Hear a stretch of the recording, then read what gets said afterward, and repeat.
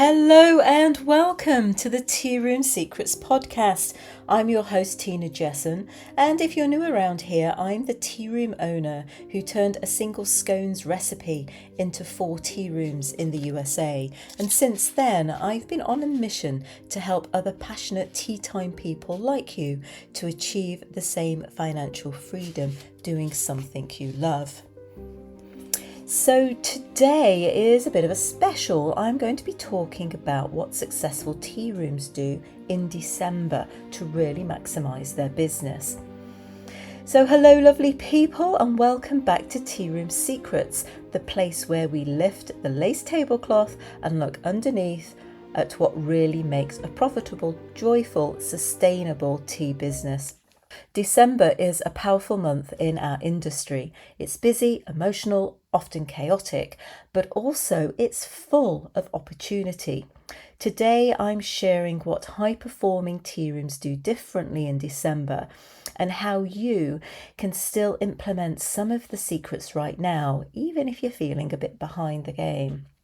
So I've got 6 tips. Let's start off with number 1. Successful tea rooms curate their December menu with intention. So let's have a think about menus first of all, because December menus can be absolutely amazing by picking up the theme of Christmas and the holidays, and they can make or break your month.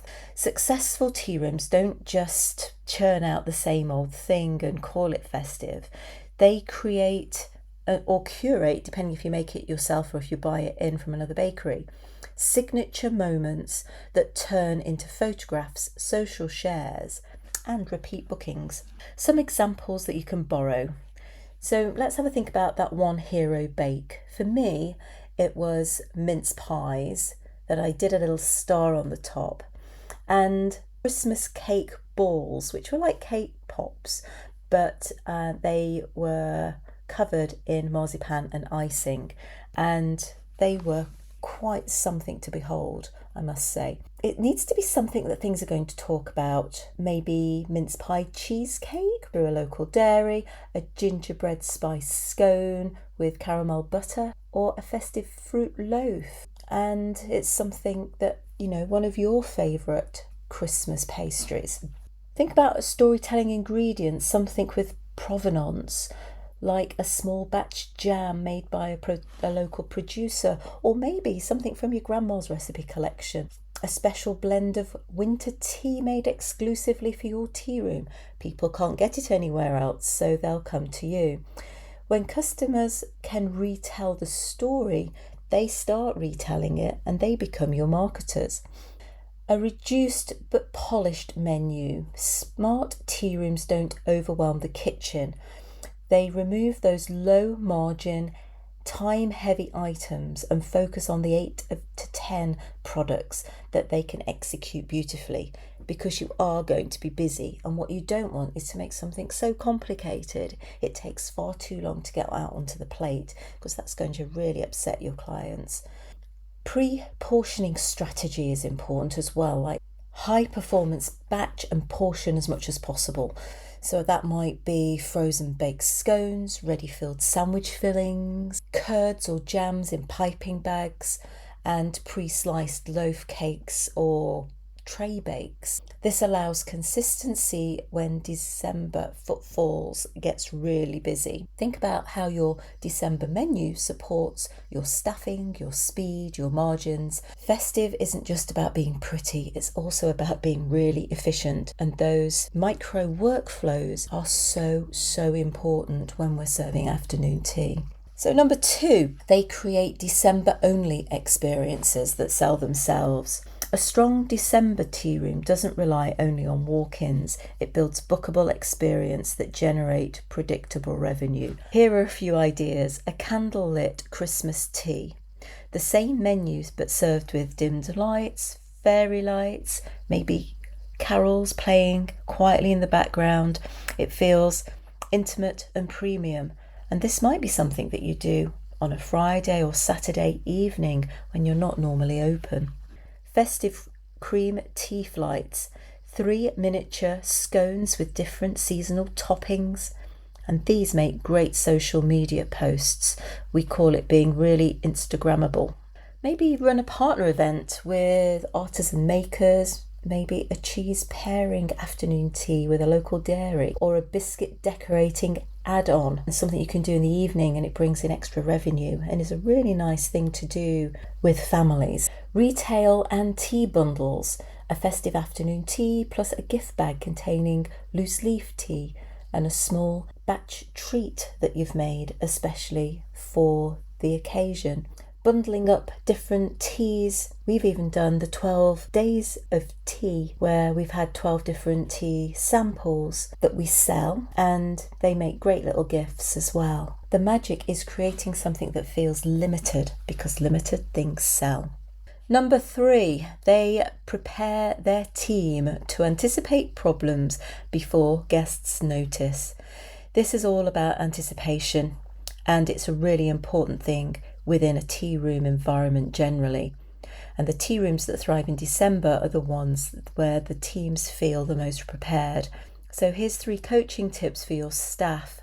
December greeting scripts. These are set phrases like, welcome in from the cold, so glad you're here. That warm welcome really matters at this time of year. Table management rules. Those successful venues agree a clear maximum stay. They also agree upsell points might be, if you've enjoyed the Earl Grey, we do sell it in our retail section.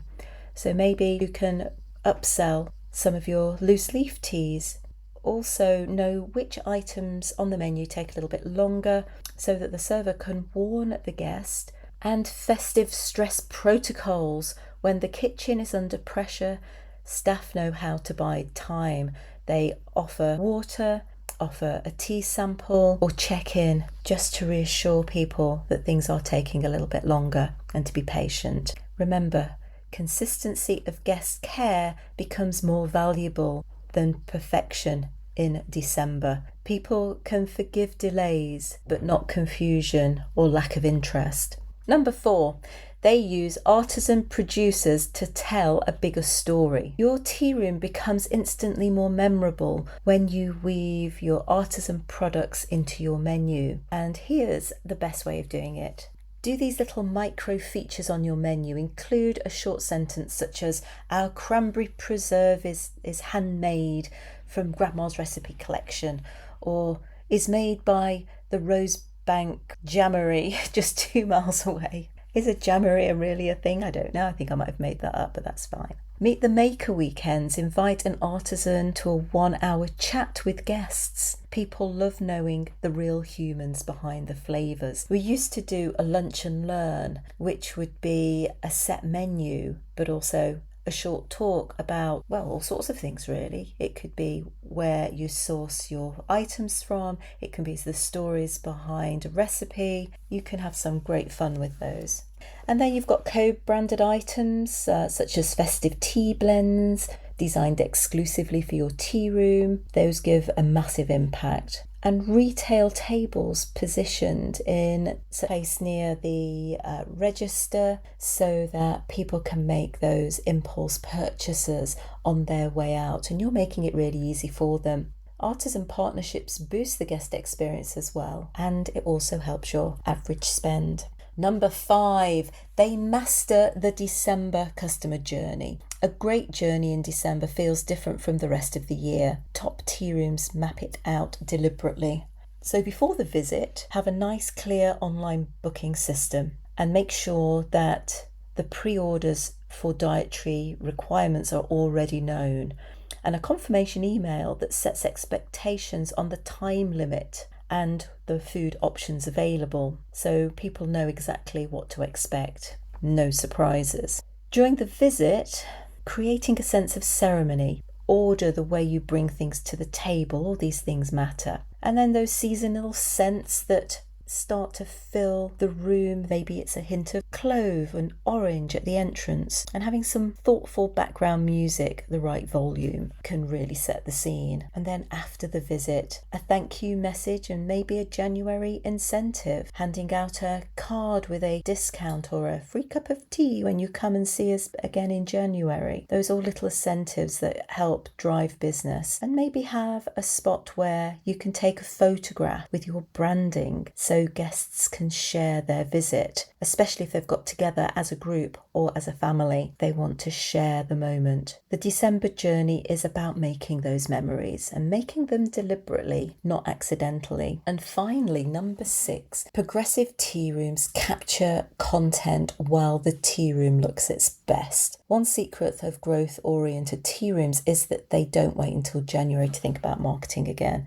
In December they film. Maybe it's behind the scenes pastries coming out of the oven. Maybe it's dressing a festive afternoon tea table. Maybe it's the team decorating the Christmas tree. Take guest reactions and comments with permissions so that you can use those in your marketing. These become next year's marketing assets, and your future self will thank you. Capture it now while everything sparkles. So there we are, the December playbook used by tea rooms that thrive instead of simply survive through the Christmas rush. Whether you're running a tranquil rural tea room, a bustling cafe, or a home-based afternoon tea business, these strategies can help turn December from overwhelm into opportunity. Try 1 or 2 of these ideas this week. Create a hero bake. Tighten up your team script. What are they going to say? Make it consistent. Or set up a simple partnership with an artisan producer. Little changes create great big guest experiences. Thank you for joining me on Tea Room Secrets. I'm cheering you on, and I'll see you next time for more behind the scenes wisdom to help you grow a beautiful, profitable tea business. Bye for now.